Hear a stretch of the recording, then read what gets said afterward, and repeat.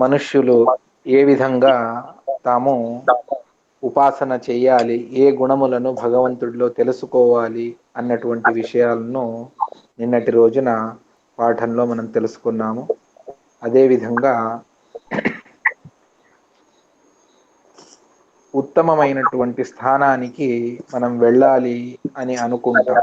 ఆ దేవతా పదవికి మనం వెళ్ళాలి అని అనుకుంటాం. ఈ విధంగా విఠల్ గారు మీరు కాస్త మ్యూట్ చేస్తే బాగుంటుంది. విఠల్ అంబారు మ్యూట్ చేయండి. రాఘవేంద్రరావు గారు కూడా రాఘవేంద్రరావు గారు కూడా మ్యూట్ చేయాలి. రాఘవేంద్రరావు గారు మ్యూట్ చేయండి. విఠల్ గారు మ్యూట్ చేయండి.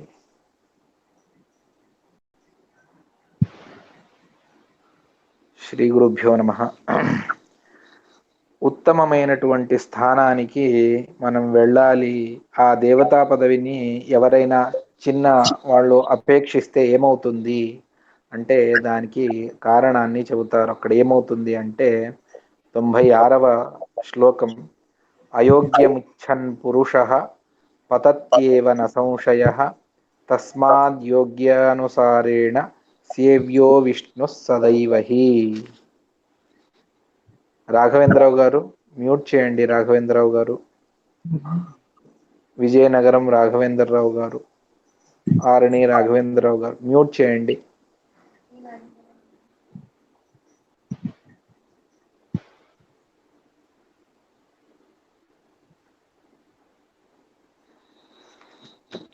అయోగ్యమిచ్చన్ పురుష, తన యోగ్యత కానటువంటి స్థానాన్ని ఇచ్చన్, దాన్ని అపేక్ష చేసినా కూడా పురుష అటువంటి వ్యక్తి పతత్యేవ నియమేన తను కింద పడతాడు, అంటే అధఃపాతం అవుతుంది.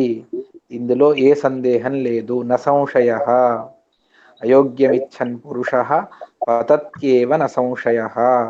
ఇంద్ర పదవిలో ఉన్నటువంటి వారు నేను శేష పదవికి వెళతాను, లేదు నేను బ్రహ్మ పదవికి వెళతాను అని అంటే అది అయోగ్యమిచ్చన్ పురుష, అది వాళ్ళ యోగ్యతకు తగినటువంటిది కాదు. అందువల్ల పతత్యేవ న సంశయ, అంటే నియమంగా పడతాడు, కింద పడిపోతాడు, అధోగతి అవుతుంది.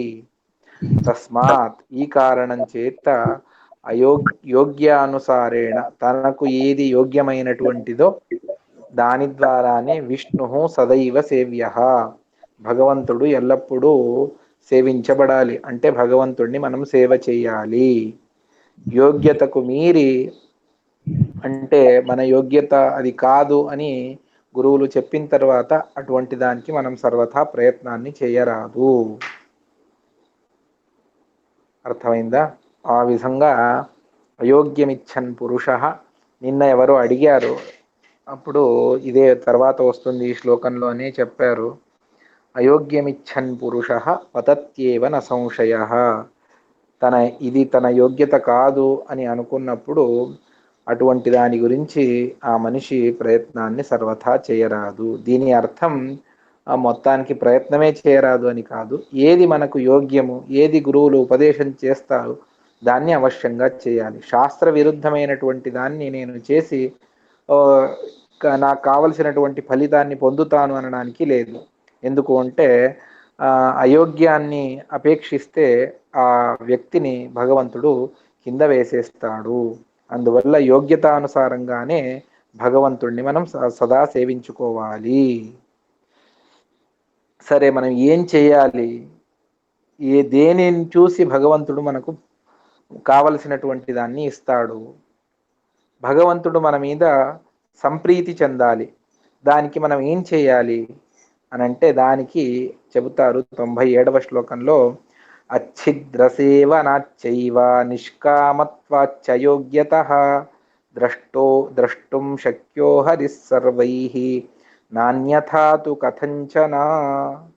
అచ్ఛిద్ర సేవ, ఛిద్ర అంటే సామాన్యంగా రంధ్రము, ఛిద్రము అని అంటాం.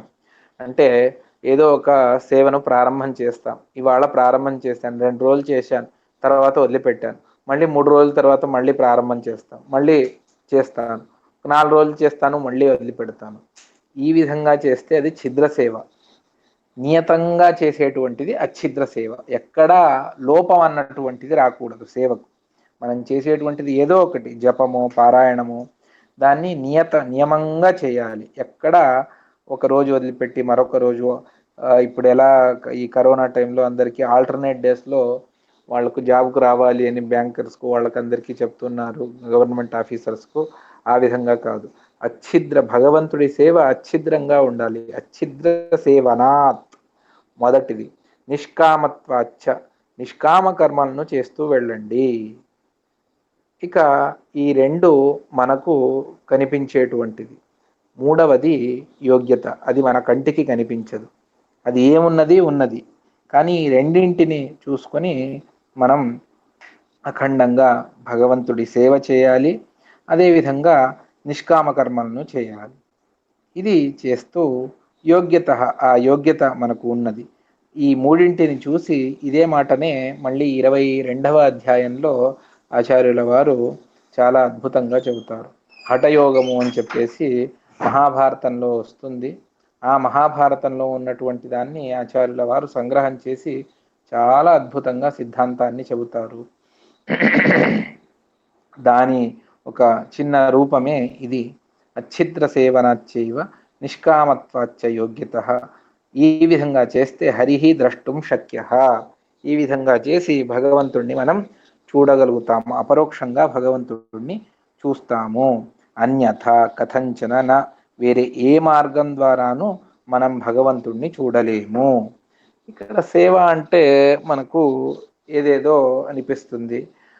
సేవ అంటే ఇవాళ నేను సేవకు కట్టానండి మఠంలో బ్రాహ్మణ భోజనానికి, అది సేవా లిస్ట్ ఉంటుంది. ఈ అన్ని సేవలు నిజంగా సేవనా? సేవ అంటే ఏమిటి అని ఒక ప్రశ్న మనకు వస్తుంది. దాన్ని మధ్వాచార్యుల వారే భాష్యంలో చెబుతారు. ఆ విధంగా దాన్నే మనం తెలుసుకుంటే స్పష్టం, అంటే ఇంకా మళ్ళీ మనకు ఇందులో సందేహం కలగకూడదు. ఆ విధంగా ఆచార్యుల వారు మనకు చెబుతారు. ఒక్క నిమిషం దాన్ని స్పష్టంగానే మనం తెలుసుకుందాం.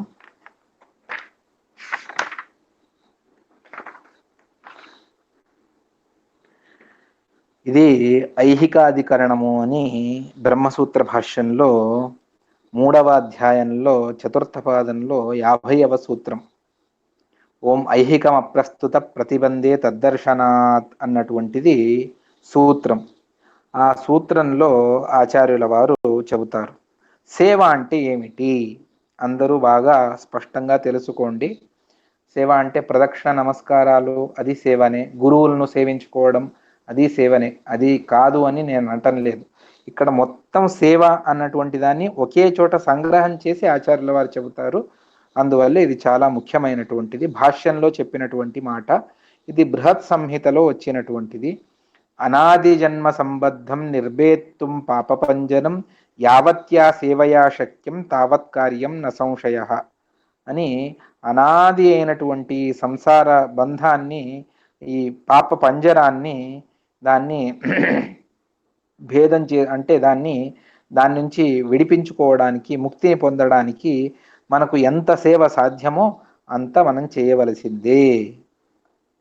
అది యావద్దూరే స్థితో గమ్యత్వాత్. ఇప్పుడు ఏదో ఊర్లో ఉంటాం, ఇప్పుడు హైదరాబాద్లో ఉన్నాం. హైదరాబాద్ నుంచి మనం ఢిల్లీ వరకు వెళ్ళాలి అంటే ఎంత దూరం వెళ్ళాలి అని అడిగితే మనం ఢిల్లీ ఎంతవరకు వస్తుందో అంతవరకు వెళ్ళాల్సిందే. ఆ విధంగా ఆ డెస్టినేషన్ వరకు మనం వెళ్ళవలసిందే. అది ఈ జన్మలో కాదు కదా అంటే ఇహ జన్మాంతరేవాపి తావత్యైవతు దర్శనం. ఇదే జన్మలో అవుతుంది అని అనుకోవద్దు. జన్మాంతరముల్లో ఏదో ఒక జన్మలో మనకు భగవంతుడు దర్శనమిస్తాడు. సరే, మీరు సేవ చేయాలి అని అన్నారు కదా, ఏమిటి సేవ అంటే శ్రవణం మననం చైవ నిధిధ్యాసనమేవ చ పరే గురౌ చ యా భక్తి పరిచర్యాదికం హరేః ఏషా సేవేతి సంప్రోక్త యయా తద్దర్శనం భవేత్. శ్రవణం గురువులు చెప్పిన దాన్ని శ్రద్ధగా వినడం, మననం, చెప్పినటువంటి దాన్ని యుక్తి అనుసంధానంగా దాన్ని నిర్ధారణ చేసుకోవడం, నిధిధ్యాసనం, భగవంతుడి ధ్యానాన్ని చేయడం, పరే గురౌచయా భక్తి, పరే సర్వోత్తముడైనటువంటి భగవంతుడిలో, అదేవిధంగా వాయువాది తత్వాభిమాని దేవతల్లో, మన గురువులలో, మనకు ఉపదేశం చేసినటువంటి లేకపోతే మనకు గ్రంథ రూపంలో తత్వజ్ఞానాన్ని ప్రసారం చేసినటువంటి గురువులు ఎవరైతే ఉన్నారో ఆ గురువుల యందు భక్తి చేయడం, పరిచర్యాధికం హరేహే, భగవంతుడి పరిచర్య, ఈ పరిచర్యనే మనం సేవ అని పిలుస్తున్నాం.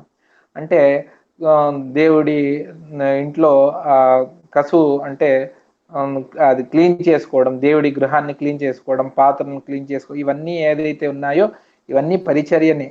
కానీ ఇది గురు పరిచర్యను చేయాలి, భగవంతుడి పరిచర్యను చేయాలి. కానీ ఇంత మాత్రమే సేవ అని అనుకోవద్దు. పరిచర్యాధికం, ఈ ఆది శబ్దంతో నమస్కారము, ప్రదక్షిణము, దానము ఇవన్నీ కూడా వస్తాయి. పరిచర్యాధికం హరేహే ఏషా సేవేతి సంప్రోక్త, దీనికే సేవ అని పిలిచారు, దీనివల్లనే దర్శనమవుతుంది అని ఆచార్యుల వారు స్పష్టంగా చెప్పారు. అంటే శ్రవణ మనన నిధిధ్యాసనములు ప్రధానం. అదేవిధంగా పరే గురవు, భగవంతుడి యందు మన గురువుల యందు విశిష్టమైనటువంటి భక్తిని చేయాలి. పరిచర్యాధికం హరేహి, నానా విధమైనటువంటి ఇప్పుడు మనకు తెలిసినటువంటి కార్యములు ఏవైతే ఉన్నాయో సేవ అని, అవన్నీ కూడా చేయాలి. ఇవన్నీ కలిపితే సేవ. అంతేకాని ప్రదక్షిణ నమస్కారాలు, ఏదో నేను సేవకింత అక్కడ కనకాభిషేకం జరుగుతుంది, రథోత్సవం జరుగుతుంది, సేవ చేయించాను, దానివల్ల భగవంతుడు సంప్రీతి చెందుతాడు, లేదని కాదు. కానీ మీరు భగవంతుడిని ఎంతగా తెలుసుకుంటారో అంతగా భగవంతుడు ఎంతగా మీరు తెలుసుకోవడానికి ప్రయత్నం చేస్తారు అంత భగవంతుడు మిమ్మల్ని అనుగ్రహించేవాడు ఉన్నాడు. మిగిలినవన్నీ కూడా సేవనే, దానివల్ల భగవంతుడికి ఎక్కువ ప్రీతి లేదు. ప్రేమ ఉన్నది, నా భక్తుడు ఇంతగా సేవ చేయించాడు, సంతోషమే. కానీ శ్రవణ మనన నిధిధ్యాసనాలను చేయడం వల్ల భగవంతుడికి ఎంత సంతోషం కలుగుతుంది. ఇవన్నీ కలిపి ఆచార్యుల వారు సేవ అని చెప్పారు. ఆ విధంగా ఇది నిజమైనటువంటి సేవ. అర్థమైందా? ఈ విధంగానే మనం సేవ అన్నటువంటి శబ్దానికి అర్థాన్ని తెలుసుకోవాలి. ఇక అయోగ్యమిచ్చన్ పురుష పతత్యేవన సంశయ అన్నటువంటి మాటను మనం తెలుసుకున్నాం. అక్కడ అదే విషయంలోనే బ్రహ్మసూత్రాన్ని కూడా మనం తెలుసుకోవాలి కదా. ఆ ప్రమేయం ఏ బ్రహ్మసూత్రం వల్ల నిర్ణయించబడింది అంటే అది ఆధికారికాధికరణము అని ఇదే తృతీయాధ్యాయ చతుర్థ పాదంలో ఉన్నటువంటి 41వ సూత్రం. ఓం నచాధికారికమపి పతనానుమానవత్ తదయోగాత్ అన్నటువంటి దాంట్లో ఈ అయోగ్యాన్ని అంటే తనకు యోగ్యమైనటువంటి కాని దాన్ని ఇచ్చన్ పురుష పతత్యేవ పతనానుమానవత్, దానికి ఒక దృష్టాంతాన్ని ఆచార్యుల వారు చెబుతారు. అయోగ్యమారోడున్ ప్రయతన్ ప్రపతన్ హి దృశ్యతే అని భాష్యంలో మధ్వాచార్యుల వారు చెబుతారు. అంటే పెద్ద చెట్టు ఉంది, వాడికి ఎక్కడానికి అది సాధ్యపడదు. అటువంటప్పుడు ఎక్కేటప్పుడు వాడు కింద పడతాడు. ఏ విధంగానో అదే విధంగా అయోగ్యాన్ని అపేక్షించేటువంటి పురుషుడికి అతడు కింద పడిపోతాడు అని చెబుతారు. ఇప్పుడు అర్థమైంది కదా. అచ్ఛిద్ర సేవనాచ్చైవ, సేవ అంటే ఏమిటి అన్నటువంటి దాన్ని, అది అచ్ఛిద్ర సేవన అన్నటువంటిది ఇది సదా ఉపాసన అని చెబుతారు. ఈ ఉపాసన గురించేనే ఇక్కడ సేవన అన్నటువంటిది ఉన్నది. సేవన అంటే సేవనాత్ అంటే సేవ, ఇక్కడ సదా ఉపాసన అని, అదే శ్రవణం మనన నిధిధ్యాసనం అని నేను చెప్పాను. ఆ విధంగా సదా ఉపాసన ద్వారా నిష్కామమైనటువంటి కర్మ, నిష్కామం జ్ఞానపూర్వంతు నివృత్తమితి చోచ్యతే నివృత్తం సేవమానస్తు బ్రహ్మాభ్యేతి న సంశయ అన్నటువంటి ఒక మాట. ఇది కూడా ఆచార్యుల వారు భాష్యంలో చెబుతారు. నిష్కామం జ్ఞానపూర్వంతు, నిష్కామ కర్మలను ప్రతి ఒక్క దాన్ని జ్ఞానపూర్వకంగా చేస్తూ వెళితే అది నివృత్తము అని, నివృత్త కర్మ అని అవుతుంది. అటువంటి నివృత్త కర్మను చేస్తూ వెళితే మనం భగవంతుణ్ణి చేరుకోవచ్చు అని చెబుతారు. ఆ విధంగా దీన్ని చేయడం వల్ల భగవంతుడి అనుగ్రహం మనకు కలుగుతుంది. అన్యథా కథంచననా అని చెప్పారు. అందువల్ల నిష్కామ కర్మ, అచ్ఛిద్ర సేవన మరియు మన యోగ్యత, ఈ మూడింటిని తెలుసుకొని భగవంతుడు మనల్ని అనుగ్రహిస్తాడు. అర్థమైందా? తర్వాతి శ్లోకం 98. నియమోయం హరేర్యస్మాన్నోల్లంఘ్య సర్వచేతనైః సత్య సంకల్పతో నాన్యథా చ కరిష్యతి. లేదు, దీనికి విరుద్ధంగా ఎందుకు కాకూడదు, ఇదే ఈ మూడింటిని చూసే భగవంతుడు ఇస్తాడు అని ఎందుకంటారు అంటే, హరేహే అయం నియమ, ఇది భగవంతుడి యొక్క నియమం. నేను ఏ విధంగా చెప్పానో ఆ విధంగానే మీరు నన్ను దర్శనం చేసుకోవాలి. టీటీడీలో మనం వెళతాం దర్శనానికి, ఎవరో మనకు పాస్ ఇప్పించారు, L1 L2లోనో వెళతాం. వాళ్ళ నియమాలు ఏమున్నాయి, దానికి తగ్గట్టుగా మనం వెళితేనే దర్శనాన్ని చేయిస్తారు. నా ఇష్టారీతిన నేను వెళితే వాళ్ళు పక్కకు జరిపేస్తారు. నీ దగ్గర పాస్ ఉండొచ్చు కానీ దర్శనం చేసుకోవడానికి నీకు లేదు అని పంపించేస్తారు. ఆ విధంగా ఇది భగవంతుడి యొక్క నీతి సంహిత. అందువల్ల ఇక్కడ భగవంతుడే నియమాన్ని పెట్టాడో ఆ నియమం ద్వారానే మనం భగవంతుడిని దర్శనం చేసుకోవాలి. అయం హరేహే నియమ, ఈ పైన చెప్పినటువంటి అచ్ఛిద్ర సేవనాచ్చేవాది భగవంతుడి నియమం. అందువల్ల సర్వచేతనై యస్మాత్ నోల్లంఘ్య, ఈ నియమాన్ని ఎవ్వరూ ఉల్లంఘించడానికి లేదు. బ్రహ్మదేవుల వారిని ఆరంభించుకొని తృణజీవి వరకు అందరూ కూడా భగవంతుడి నియమాలను అనుసరించవలసిందే. లేదు, భగవంతుడే ఒక్కొక్కసారి వేరే రీతిగా చేయొచ్చు కదా, స్వకృత నియమాన్ని, తాను చేసినటువంటి నియమాన్ని భగవంతుడు మార్చవచ్చా ఎప్పుడైనా? ఏదో సందర్భం ఆ విధంగా వచ్చింది. ఇప్పుడు మనం కూడా ఎన్నో నియమాలను చేసుకుంటాం. ఒక్కొక్కసారి పరిస్థితి చాలా కష్టమైపోతుంది, ఆ నియమాన్ని వదిలిపెట్టేస్తాం. పోతే పోన్లే, ఈ ఒక్కసారికి ఏం లేదు అని మనం వదిలిపెట్టేస్తాం. ఆ విధంగా భగవంతుడు చేస్తాడా అంటే లేదు. సత్య సంకల్పతో విష్ణు నాన్యథాచ కరిష్యతి. భగవంతుడు సత్య సంకల్పుడు. అనాది కాలం నుండి అనంతకాలం వరకు జరగవలసినటువంటివన్నీ కూడాను అది భగవంతుడి ఇచ్ఛా పూర్వకంగానే, అతడి సంకల్పానుసారంగానే జరుగుతుంది. దానికి విరుద్ధంగా భగవంతుడు ఎప్పుడూ కూడా చేయడు. అన్యథా నకరిష్యతి. అందువల్లనే భగవంతుడికి సత్య సంకల్ప అని.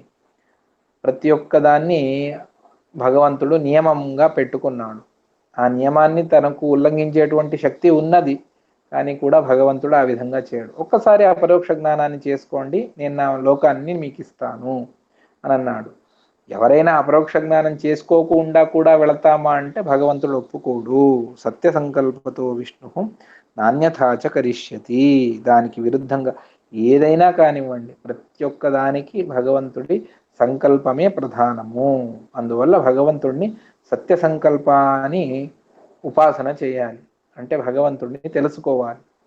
ఏమేం జరుగుతాయో అన్నీ కూడా భగవంతుడి సంకల్పానుసారంగానే జరుగుతాయి.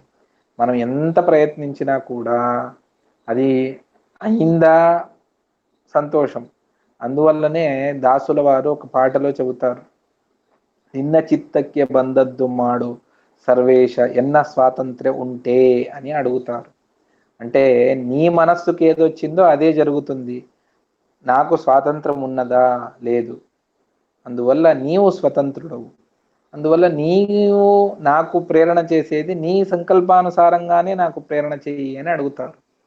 నాకు విరుద్ధంగా ప్రేరణ వస్తే అప్పుడు నాకు పని అవ్వలేదు, మనస్సుకు చాలా బాధ. చిత్తಕ್ಕೆ ಬರಲಿ అన్యథ బయకేయ కొడదీరో. కరెక్ట్. ఆ విధంగా భగవంతుడి సంకల్పానుసారంగా మనం మన సంకల్పం ఉండాలి అని చెబుతారు. అంటే అది ఏ విధంగా టాలీ అవుతుంది అని మనం తెలుసుకోవడానికి కష్టము, కానీ ఫలం ద్వారా తెలుసుకోవచ్చు. మన అనుకున్న పని పూర్తయిందా, భగవంతుడి సంకల్పం ఉన్నది, లేదు అంటే భగవంతుడి సంకల్పం లేదు అని. ఇది ప్రారంభంలో ఎలా తెలుస్తుంది అనడం కష్టమే, ఎందుకంటే అది మనకు తెలుసుకోవడానికి కష్టం అవుతుంది. అందువల్ల మనం భగవంతుడిని ప్రార్థన చేసేటప్పుడు నీ సంకల్పానుసారంగా నాకు సంకల్పం రానివ్వు అంటే ఆ విధమైనటువంటి సంకల్పాన్ని నాకు ఇవ్వు అని ప్రార్థన చేసుకోవాలి. సత్య సంకల్పతో విష్ణు నాణ్యథాచ కరిష్యతి. సరే, మేము ఎన్నో సేవలను చేశామండి, కానీ దానివల్ల ఎప్పుడైనా మోక్షం వచ్చింది ఏదైనా ఉన్నదా? తీర్థయాత్రలను చేశాను, దానాన్ని ఇచ్చాను, యజ్ఞయాగాదులను చేశాను, బ్రాహ్మణ భోజనాన్ని చేయించాను, బ్రాహ్మణులకు దక్షిణ ఇచ్చాను, అన్నీ చేసుకుంటూ వచ్చాను. దీనివల్ల ఏమైనా నాకు లాభం ఉన్నదా అనంటే దాన్ని చెబుతారు 99వ శ్లోకం. దాన తీర్థ తపో యజ్ఞ పూర్వా సర్వేపి సర్వదా అంగాని హరిసేవాయాం భక్తిస్త్వేకా విముక్తయే భవిష్యత్ పర్వవచనం ఇత్యేతదఖిలం పరం. దానం, నానా విధమైనటువంటి దానములు, దక్షిణాదానం కానివ్వండి, భూదానం, గోదానం, సువర్ణదానం, రజత దానం, మాసదానం, ఒక్కొక్క మాసంలో చేయవలసినటువంటి దానములు, ఈ విధంగా అనేకంగా ఉన్నాయి. అటువంటి దానములన్నీను, విద్యాదానం, ఏదైనా దానం, ఆ విధంగా దాన తీర్థ అంటే తీర్థయాత్రలు అని పెట్టుకోండి. నానా విధమైనటువంటి క్షేత్రములను తీర్థములను సందర్శించడం, తపస్సు కాయక్లేశ రూపమైనటువంటి తపస్సు, లేకపోతే శాస్త్రాధ్యయనం రూపమైనటువంటి తపస్సు, యజ్ఞయాగాదులు, ఇవే మొదలైనటువంటివి, అన్న సంతర్పణ, పితృకార్యములు, ఏది చేసినా కూడా సర్వేపి, ఇవన్నీ కూడాను సర్వదా హరిసేవాయాం అంగాని, భగవంతుడి సేవలో ఇవన్నీ కూడా అంగమవుతుంది. సేవ అంటే ఇందాక నేను చెప్పాను, ఆ విధంగా హరిసేవాయాం అంగాని. మరి ముక్తికి ఏకా భక్తి విముక్తయే, ఇవన్నీ కూడా భక్తికి సాధనమవుతుంది. ఆ భక్తి ద్వారానే మనం భగవంతుణ్ణి తెలుసుకుంటాము, అపరోక్ష జ్ఞానం కలుగుతుంది. అందువల్ల ఏది చేసినా కూడా అది చివరికి భక్తిలో, అది భక్తిని మనకు ఇవ్వాలి. మనం అందువల్లనే ప్రార్థన చేసుకునేటప్పుడు చివరిలో పెద్ద పెద్ద సేవలను చాలా చేసి ఉంటాం, అందరము మీరందరూ చేసే ఉంటారు. కానీ ఆ సేవ అంతా అయిన తర్వాత దీనివల్ల నాకు భగవంతుడి యందు భక్తి రాని, దీనివల్ల నాకు భగవత్ తత్వజ్ఞానం కలగని. అందువల్ల ఆచార్యుల వారు అందువల్లనే ద్వాదశ స్తోత్రంలో 10వ అధ్యాయంలో చెబుతారు, కరుణాపూర్ణ వరప్రద చరితం జ్ఞాపయమేతే, నీ చరిత్రను నాకు తెలిసేట్టుగా అనుగ్రహించు, అంటే నీ తత్వజ్ఞానం నాకు కలగని. దీన్నే అంటే ఇంకొక మాటలో ఆంజనేయ స్వామి అంటే హనుమంతుడు ఇదే తాత్పర్య నిర్ణయంలో 8వ అధ్యాయంలో చివరిలో వస్తుంది. అందరూ ఒక్కొక్కరు కోరుకున్నారు, సరే ఆంజనేయ నీకేం కావాలి అంటే అప్పుడు ఆంజనేయుడు అంటాడు, ప్రవర్ధతాం భక్తిరలం క్షణే క్షణే, ప్రతి క్షణంలోనూ నీ యందు భక్తి నాకు పెరగని అని. ఆ విధమైనటువంటి అనుసంధానం మనకుంటే భక్తి పెరగడానికి అవకాశం ఉంటుంది.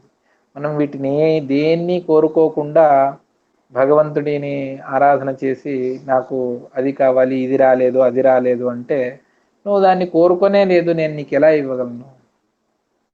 అందువల్ల ఈ విధమైనటువంటి అనుసంధాన మార్గంలో ఇది పూర్తిగా విరుద్ధమైనటువంటి దిక్కు, సంసారానికి పరిపూర్ణంగా విరుద్ధమైనటువంటి దిక్కు ఇది. అటువంటి దాన్ని మనం పెంచుకుంటే, మనం ఆ విధమైనటువంటి సంకల్ప బలం మనకుంటే అవశ్యంగా భగవంతుడు ఇస్తాడు. మనం దానికోసం ఎంత ప్రయత్నాన్ని చేస్తామో అంతగా భగవంతుడు మనకు ఇవ్వడానికి సిద్ధంగా ఉన్నాడు. దానివల్ల భగవంతుడికి అయ్యో నా దగ్గర నేను ఇచ్చేస్తే నా దగ్గర అయిపోతుంది అనేటువంటిది భగవంతుడికి ఏం లేదు. ఇస్తే భగవంతుడి దగ్గర తక్కువ అయిపోతుంది. ఇప్పుడు ఇంట్లో ఒక 100 కేజీల బియ్యం ఉంది, ఎవరో అడిగితే 25 కేజీలు ఇచ్చేస్తే ఇంకా నాకు 75 కేజీలే ఉన్నాయి కదా అని భగవంతుడికి ఏమన్నా తక్కువ పడుతుందా అంటే లేదు. భగవంతుడు ఇవ్వడానికి అనంతమైనటువంటి చేతులు ఉన్నాయి భగవంతుడికి. అని మనం ఆ విధంగా ప్రార్థన చేయలేదు, అందువల్ల మనకు రాలేదు. మనం ఆ విధంగా సతత ప్రయత్నాన్ని చేస్తే కరుణాపూర్ణ వరప్రద చరితం జ్ఞాపయమేతి అన్నటువంటి దాన్ని మనం అఖండంగా భగవంతుడిని చేసి చెప్పుకుంటూ ప్రతిరోజు అడగండి. భగవంతుడు ఎంతగా తత్వజ్ఞానాన్ని మీకు పెంచడానికి అది ప్రామాణికమైనటువంటి ప్రయత్నం మనలో ఉండాలి. ఆ విధంగా ప్రయత్నం ఉంటే అవశ్యంగా భగవంతుడు భక్తిని ఇస్తాడు, తత్వజ్ఞానాన్ని మనకు ఇస్తాడు. అందువల్ల పైన చెప్పినటువంటి దాన తీర్థ తపో యజ్ఞ పూర్వ సర్వేపి సర్వదా ఇవన్నీ కూడా అంగములు మాత్రమే. ప్రధానమైనటువంటిది భక్తి. అంటే అన్నం ఇది ప్రధానం, పచ్చడి కూర పప్పు పులుసు చారు ఇవన్నీ కూడాను అవి అంగాలంతే. ప్రధానమైనటువంటిది, అందువల్లనే అన్నం తిన్నారా భోజనం చేశారా అని అడుగుతారు. అంటే ప్రధానమైనటువంటిది అన్నం. ఆ విధంగా భక్తి ప్రధానం. భక్తికి ఇవన్నీ కూడా అంగములు. భక్తిస్త్వేక విముక్తయే, ఇది భవిష్యత్ పర్వంలో వచ్చినటువంటి, వెనక కూడా భవిష్యత్ పర్వ వచనాన్ని ఒకటి చెప్పారు, అందువల్ల ఇది పరం. తర్వాతది అఖిలం పరం అని భవిష్యత్ పర్వవచనం ఇత్యేతత్. ఈ వాక్యం భవిష్యత్ పర్వంలో ఉన్నటువంటి వచనం, పరం వచనం అఖిలం.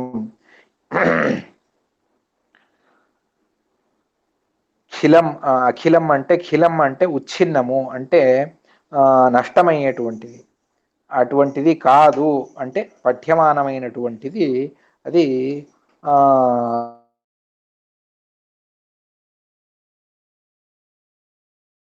ఈ పరం యజ్ఞాది భవిష్యత్ పర్వంలో ఉన్నటువంటి మరొక వచనము అని చెప్తూ ఉన్నారు. అర్థమైందా? ఇప్పుడు మళ్ళీ వేదవాక్యములను ఈ విషయంలో మనకు ఆచార్యుల వారు ఉదాహరణ చేస్తారు. ఇది 100వ శ్లోకంగా చెప్పినటువంటిది. ఇది ఋగ్మంత్రము. ఋగ్వేదంలో ఉన్నటువంటి 6వ అధ్యాయంలో 47వ సూక్తంలో 16వ మంత్రం. శృణ్వే వీర ఉగ్రముగ్రం దమాయన్ అన్యమన్యమతి నేనీయమానః ఏధమానద్విళభయస్య రాజా చోష్కూయతే విషయింద్రో మనుష్యాన్. ఇప్పుడు భగవంతుడు ఎవరు ఉత్తములో వాళ్లకు మోక్షాన్ని ఇస్తాడు, ఎవరు మధ్యమ జీవులో వాళ్ళు సంసారంలోనే ఉంటారు, అధమ జీవులను భగవంతుడు తమస్సులో వేస్తాడు అన్నటువంటి దాన్ని ఆచార్యుల వారు చెప్పారు. ఆ విషయంలో ఈ ఋగ్ మంత్రాన్ని ప్రమాణంగా ఆచార్యుల వారు చెప్తూ ఉన్నారు. ఏమని అంటే శృణ్వే వీర ఉగ్రం, వీర అని భగవంతుడిని పిలుస్తారు. ఎందుకు వీర? వీర అంటే వీరుడు అంటే సామాన్యంగా లోకంలో ప్రసిద్ధి ఉన్నటువంటిది పరాక్రమం కలవాడు, అటువంటి వారికి వీర అని పిలుస్తారు. కానీ ఇక్కడ వీర అంటే ఆ ఒక్క అర్థం ఉన్నది, కానీ ఈ అర్థం చాలా అంటే అద్భుతమైనటువంటి అర్థం. వీర అంటే ప్రారబ్ధాంతగామి, ప్రారంభించినటువంటి పనిని ఎవరు పూర్తి చేస్తారో అటువంటి వ్యక్తికి వీర అని పిలుస్తారు. భగవంతుడే ఏ పనిని ప్రారంభించినా మధ్యలో ఆపేయడు, దాన్ని పరిపూర్తి చేస్తాడు. అందువల్ల అతన్ని వీర అని సంబోధన చేస్తూ ఉన్నారు. ఇంద్రో మనుష్యాన్, చివరి రెండు ఆ శ్లోకంలో చివరి రెండు పదాలు ఇంద్రో మనుష్యాన్. అక్కడ ఉన్నటువంటి ఇంద్ర అని భగవంతుడికి పేరు. ఎందుకు అంటే పరమైశ్వర్యం భగవంతుడికి మాత్రమే ఉన్నది, అందువల్ల ఇంద్ర అంటే భగవంతుడు, పరమైశ్వర్యము. దీని గురించి శ్రీమన్యాయ సుధా గ్రంథం ఆనందమయాధికరణంలో చివరిలో చర్చ చేస్తారు. ఇంద్ర శబ్దం ఎందుకు ఇంద్రుడిలో, దేవేంద్రుడిలో అంటే స్వర్గాధిపతిలో ప్రధానమా భగవంతుడిలో ప్రధానమా అంటే స్వర్గాధిపతి యందు ప్రధానం కాదు, భగవంతుడి యందే ప్రధానము అని మనం చెబుతాం. ఎందుకు అంటే దానికి ఆచార్యుల వారు నిమిత్తాన్ని ఇస్తారు, ఒక కారణాన్ని చెబుతారు. ఏదైనా శబ్దాన్ని ఎక్కడైనా మనం ప్రయోగించాలి అంటే అది అక్కడ ఆ గుణము నిరవధికంగా, అంటే ఆ గుణము ఏ గుణాన్ని అయితే ఒక శబ్దము ఒక గుణాన్ని ఆ అర్థాన్ని చెబుతూ ఉన్నది, అప్పుడు ఆ గుణం ఎవరిలో అధికంగా ఉంటుందో అతన్నే అది ప్రధానంగా ప్రతిపాదన చేస్తుంది అని చెబుతారు. ఇప్పుడు ధనవంతుడు అని అంటాం. అక్కడ ఒక నలుగురు వ్యక్తులు ఉన్నారు, వాళ్ళని ధనవంతులు అని అన్నాం. ధనవంతుడు అంటే ఒకడి దగ్గర వేలున్నాయి, అంటే ఒక 90,000 ఉన్నాయి. మరొకరి దగ్గర 1,00,000 ఉంది. లక్షల్లో 90 లక్షలు ఉన్నాయి. మరొకటి దగ్గర 90 కోట్లు ఉన్నాయి. ఇంకొకటి దగ్గర అంటే 900 కోట్లు ఇంకా ఎక్కువే ఉన్నాయి. అప్పుడు ధనవంతుడు అంటే మనం ఎవరిని చెబుతాం? ఎవరి దగ్గర అత్యధికంగా ఉన్నదో అతడిని ధనవంతుడు అని చెబుతాం. ముఖేష్ అంబానీ ఉన్నాడు, అతడి మేనేజరు ఉన్నాడు, అతడి అక్కడ పనిచేసేటువంటి ఇంకో వ్యక్తి ఉన్నాడు, ఆఫీస్ క్లర్క్ అంటే ప్యూను ఎవరో ఉన్నాడు. నలుగురి దగ్గర డబ్బులు ఉన్నాయి, కానీ నిజంగా ధనవంతుడు ఎవరు అంటే ముఖేష్ అంబానీ అనే చెబుతాం. ఎందుకు వాళ్ళ దగ్గర లేదా అంటే అందరినీ చూసినప్పుడు అతడి దగ్గర ఎక్కువగా ఉన్నాయండి, అందువల్ల అతడినే ఆ శబ్దం ప్రధానంగా చెబుతుంది అని అంటారు. అదేవిధంగా పరమైశ్వర్యం భగవంతుడిలో అనంతంగా ఉంది ఐశ్వర్యం. అందువల్ల ఆ ఇంద్ర శబ్దం భగవంతుడి యందే ముఖ్యమవుతుంది తప్ప దీన్ని మహాయోగ విద్వద్రూఢి అని శాస్త్రం చెబుతుంది. కొంచెం కఠినమైనటువంటి విషయం. ఈ విధంగా ప్రతి ఒక్క శబ్దాన్ని భగవంతుడి యందు సమన్వయం చేసి గుణపూర్ణత్వాన్ని చెబుతారు. ఆ విధంగా ఇది పరమేశ్వర్యే. ఆ ఇంద్ర అన్నటువంటి శబ్దానికి మూలమైనటువంటి వర్బ్ ధాతు ఏది అంటే అది క్రియాపదం ఏది అంటే ఇది పరమేశ్వర్యే అని పరమైశ్వర్యము అన్నటువంటి అర్థాన్ని చెబుతుంది. దాని ద్వారా ఇంద్ర అన్నటువంటి ఆ రూప నిష్పత్తి అవుతుంది. అటువంటి ఇంద్ర అంటే పరమేశ్వర. ఉగ్రముగ్రం దమాయన్, ఎవరు ఉగ్రస్వభావులు అంటే దానవులు అసురులు ఎవరైతే ఉన్నారో వాళ్లకు ఎప్పుడూ కోపము అహంకారము ఇవే ఉంటాయి. అటువంటి ఆ ఉగ్రులైనటువంటి వారిని దమాయన్ అంటే అంధే తమసి దండయన్, వాళ్ళను అంధం తమస్సులో వేసి దండన చేస్తావు, వాళ్లను శిక్షిస్తావు.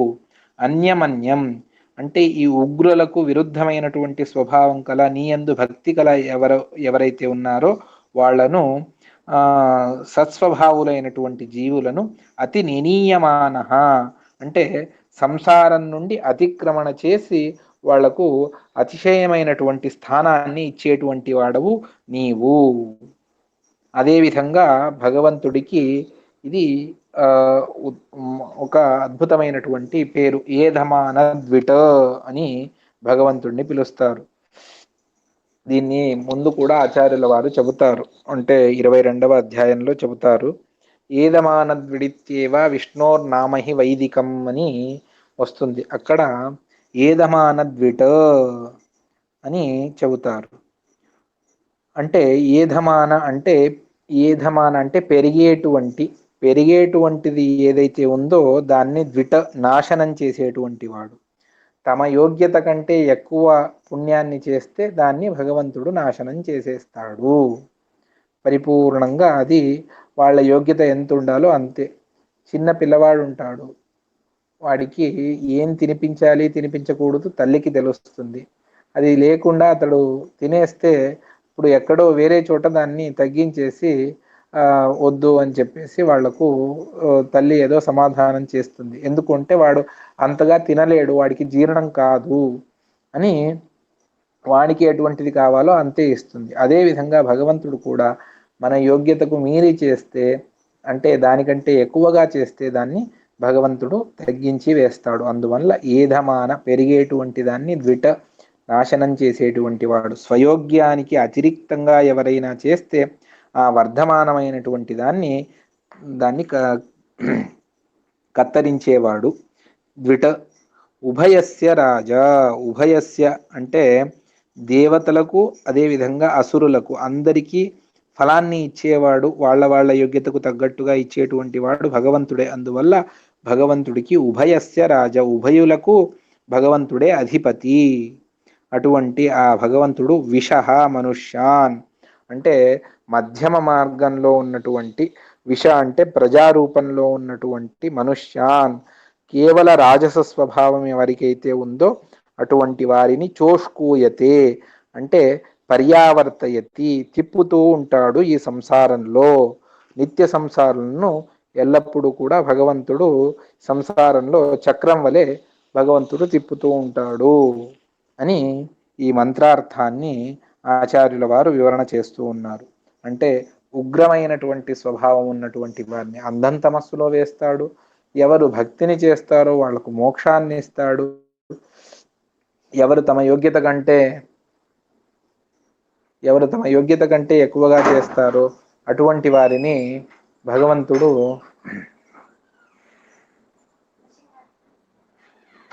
ఒక్క నిమిషం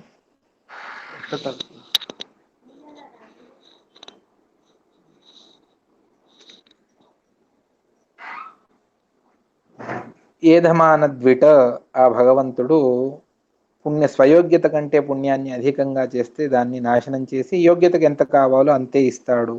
అటువంటి ఆ భగవంతుడు నిత్య సంసారమైనటువంటి వాళ్లను సంసారంలో తిప్పుతూ ఉండేటువంటి ఇంద్ర పరమేశ్వరుడు ఆ భగవంతుడు అని దీని గురించి ఇది ఈ విధమైనటువంటి తత్వాన్ని చెప్తూ ఉన్నది అని చెప్పేసి శృణ్వే అని చెప్తూ ఉన్నారు. అర్థమైందా?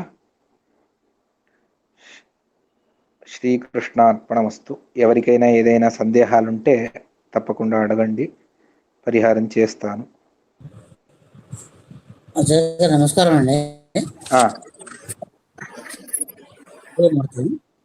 చెప్పండి. ఈ 99 శ్లోకంలోనే భక్తి శ్వేక ఉంది కదా, ఎక్కడెక్కడ భక్తి తు ఏక, భక్తి తు ఏక ఏక అలాగే అనుకున్నాను, కంఫర్ట్ చేసుకున్నాను. భక్తి తు అంటే అక్కడ ఏవా అని అర్థం. అంటే భక్తి ఏక ఏవా విముక్తయే, భక్తి ఒక్కటే మోక్షానికి కారణము, మిగిలినంతా కూడా భక్తికి అంగభూతములైనటువంటివి అని చెప్తూ ఉన్నారు. నమస్కారం. సరే, నమస్కారం. నమస్కారం ఆచార్య గారు. చెప్పండి అమ్మా. ప్రతిదీ భగవంతుడు అధీనమైనప్పుడు ఈ మనిషి యోగ్యతకు మించి ఎలా చేయగలుగుతాడో, భక్తి చేయడం కానివ్వండి, పుణ్య సంపాదించుకోవడం అనేది అతనికి భగవంతుడి అధీనంలో ఉండి జరిగేది కదా. ఇతని యోగ్యతకు మీరి చేయగలిగే శక్తి కూడా మళ్ళీ భగవంతుడే ఇచ్చుంటాడు కదా ఆచార్య గారు. అంటే ఇది అనాది అయినటువంటి సంసారంలో మనిషి అంటే ప్రతి జీవుడు ఏం చేస్తాడు అంటే ఒక్కొక్కసారి తనకు విపరీతమైనటువంటి, అంటే తన ప్రారంభ కర్మానుసారంగా అనుకోండి, తన యోగ్యతానుసారంగానే అనుకోండి, ఒక్కొక్కసారి విపరీతమైనటువంటి కోరిక అంటే బలమైనటువంటి సంకల్పం ఉంటుంది. అప్పుడు తన నిజమైనటువంటి స్వభావాన్ని వదిలిపెట్టి విరుద్ధ దిక్కులో వెళతాడు. వెళ్ళి అన్ని సంవత్సరాల వరకు తపస్సు ఏదో సాధన చేసుకుంటాడు. కానీ భగవంతుడు ఏం చేస్తాడు అంటే అదంతా వ్యర్థమైనటువంటి సాధన. అప్పుడు దాన్ని కట్ చేసేస్తాడు భగవంతుడు. అది భగవంతుడి సంకల్పానుసారంగా అప్పుడు భగవంతుడి సంకల్పాన్ని ఆ విధంగా తెలుసుకోవాలి. వాడికి, ఆ వ్యక్తికి, ఆ జీవుడికి అంతగా పెంచి మళ్ళీ దాన్ని కత్తిరించి వేస్తారు. ఇప్పుడు మాండవ్య ఋషులు అని ఉన్నారు. ఆ మాండవ్య ఋషులు వశిష్ఠ సామ్యాన్ని అపేక్షించారు. వాళ్ళకి ఆ యోగ్యత లేదు, కానీ తపస్సు చేసుకుంటూ వెళ్ళారు. అటువంటప్పుడు వాళ్ళ ఏం చేస్తారు అంటే వాళ్ళ ద్వారా శాపాన్ని ఇప్పించేస్తాడు భగవంతుడు. ఆ ఉత్తమ దేవతలకు శాపాన్ని ఇస్తే, గురుద్రోహాలను చేస్తే, ఎవరికో పెద్దవాళ్లకు తిడితే అప్పుడు మన పుణ్యమంతా కూడా వెళ్ళిపోతుంది. అంటే అంతవరకు చేసినటువంటి ఆ పుణ్యమంతా కూడా వ్యర్థం, మనకి ఏ ఫలితాన్ని ఇవ్వకుండా వెళుతుంది. ఎందుకంటే వాడి అంటే ఆ సాధన, అతడు చేసినటువంటి ఆ ప్రయత్నం అంతా కూడా అది వ్యర్థం కావాలి అన్నటువంటిదే భగవంతుడి సంకల్పం. అర్థమైందా? నమస్కారం. నమస్కారం. ఇంకెవరికైనా ఏమైనా ప్రశ్నలు ఉంటే అడగండి, లేకపోతే సమాప్తి చేద్దాము అంటే సమాప్తి చేద్దాం. చేయొచ్చు కదా? చేయొచ్చు. శ్రీకృష్ణ